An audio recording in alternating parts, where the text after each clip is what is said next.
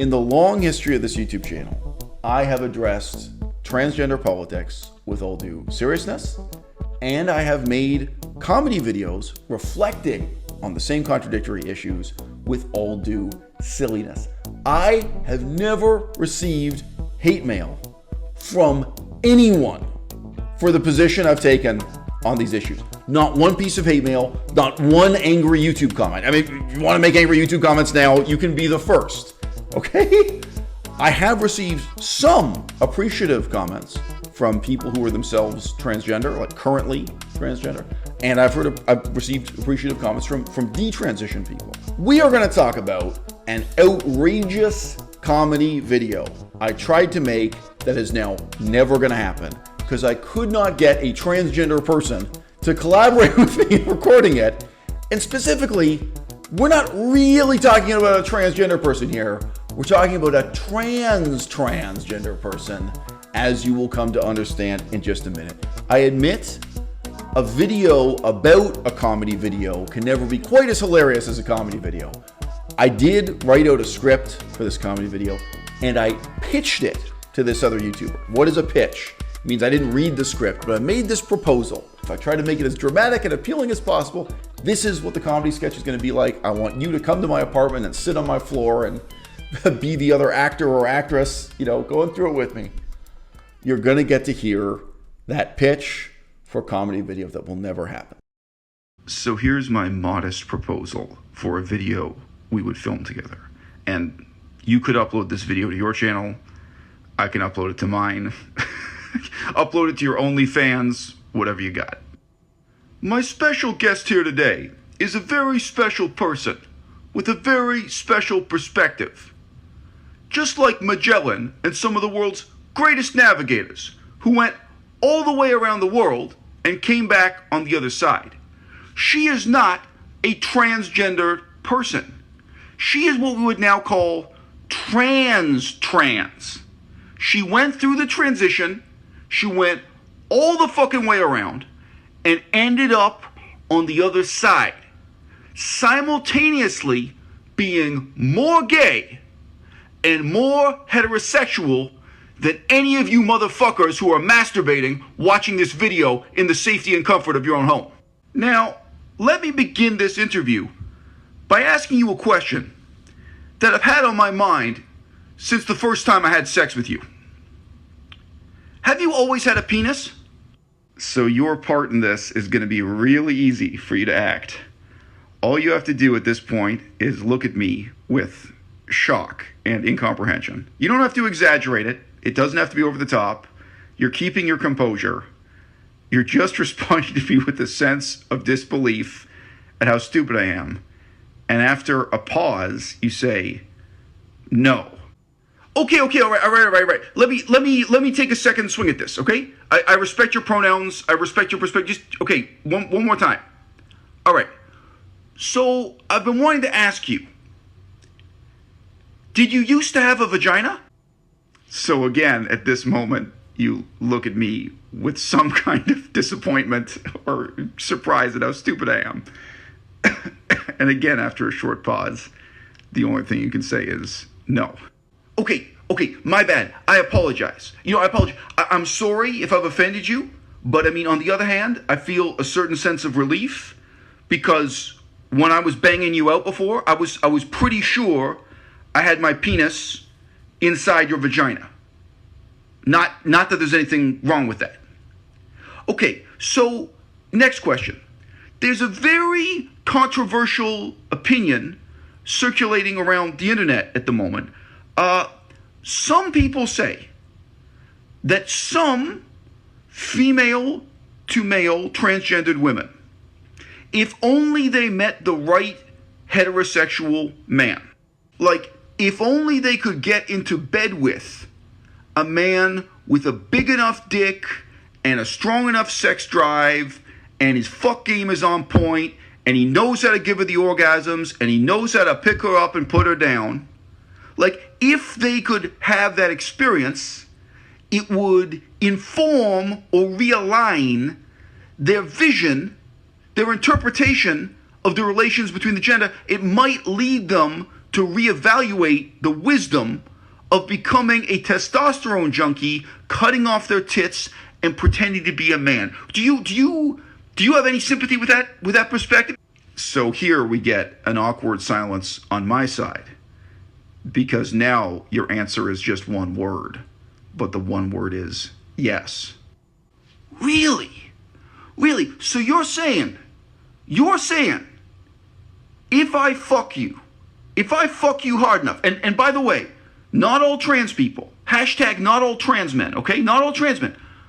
But you are suggesting that if I give it to you hard enough, strong enough, you might come all the way back around the world and be willing to be a woman for my cock.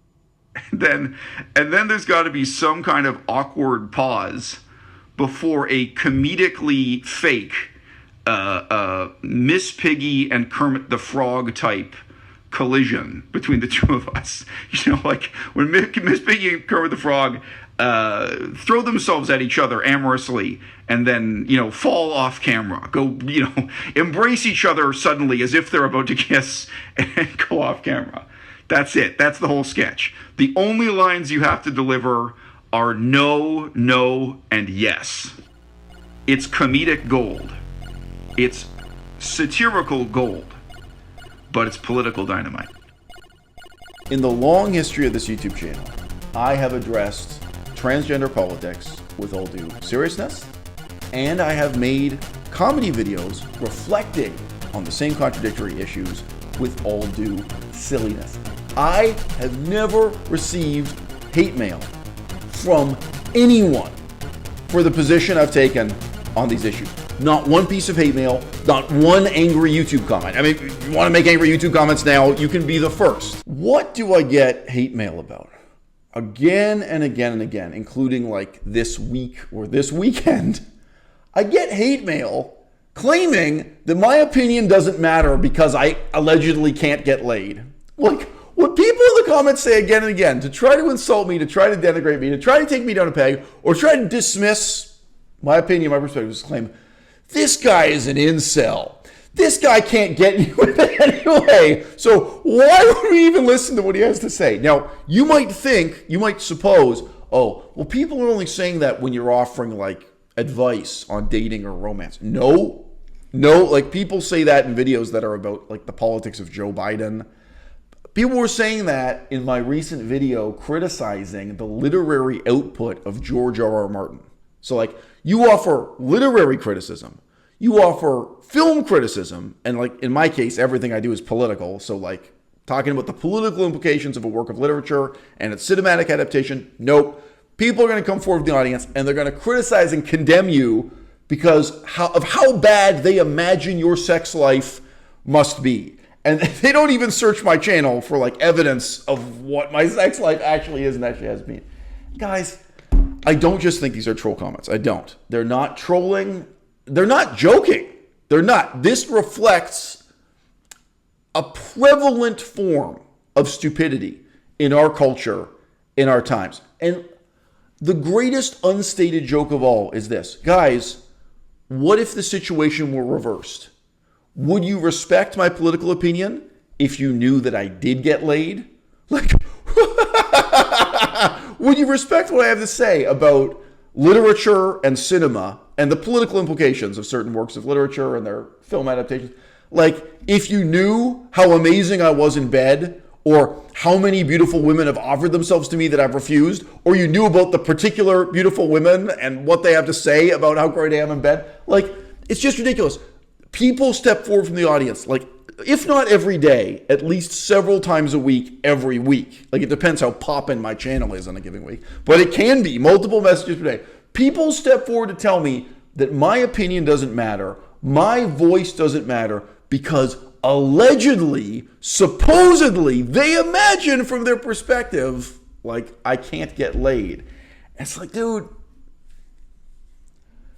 the only two things I'm good at are talking and fucking.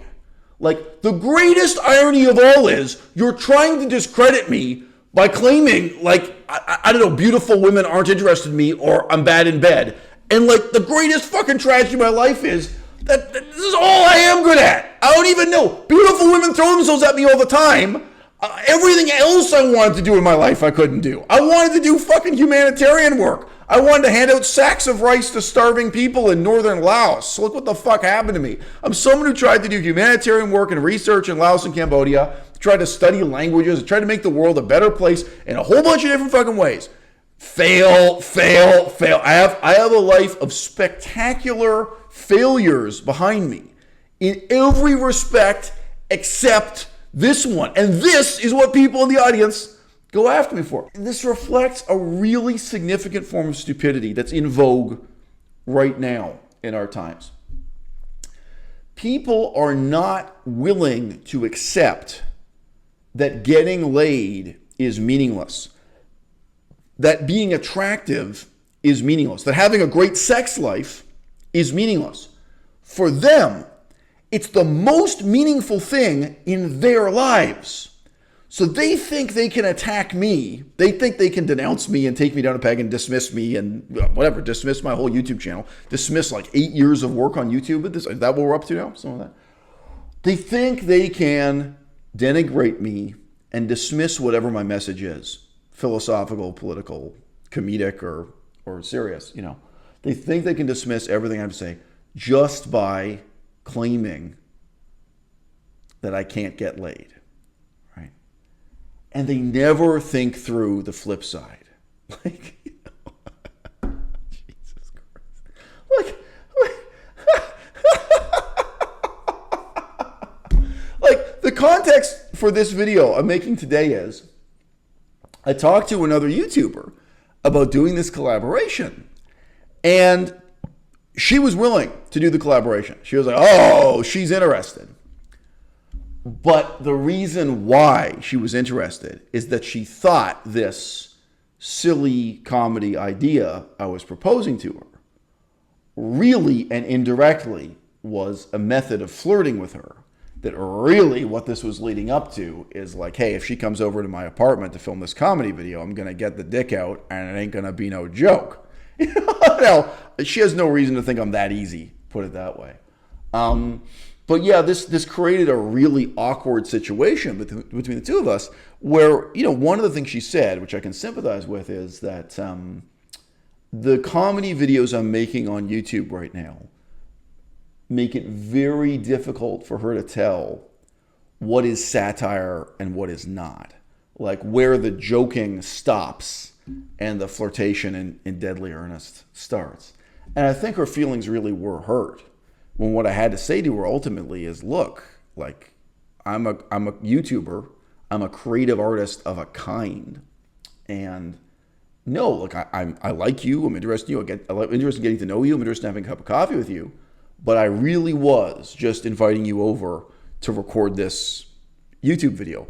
No matter how sexually salacious it may be, you know, no, this wasn't my way of flirting with you. Look, guys, as a species, we have an instinct produced by millions of years of evolution to be afraid of snakes and run away from snakes, to be afraid of spiders and run away from spiders. And you can overcome those instincts. And you can feel comfortable with spiders. And you can let them crawl all over your hands. And you can have a scientific certainty this particular snake isn't poisonous. You can live amongst snakes and spiders. And you can overcome those instincts. And in the same way, we have an evolved instinct to be afraid of falling from a height. And you can overcome that instinct and learn to enjoy skydiving and bungee jumping and all these things.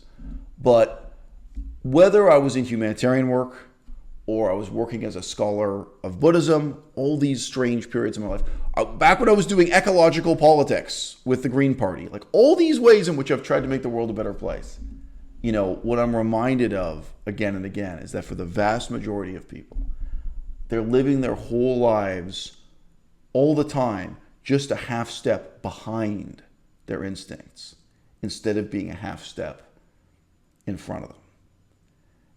Those sexual instincts, let me tell you, I'm 44 years old, guys.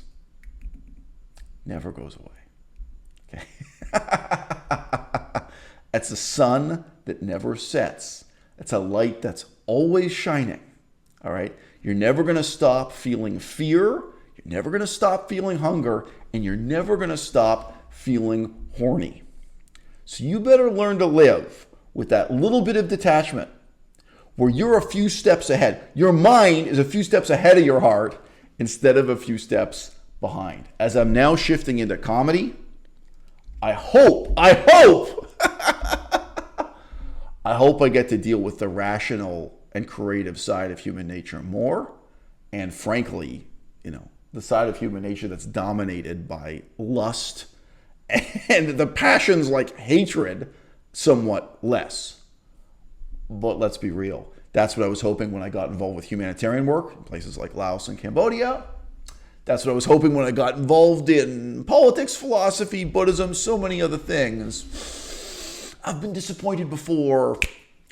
I'll be disappointed again.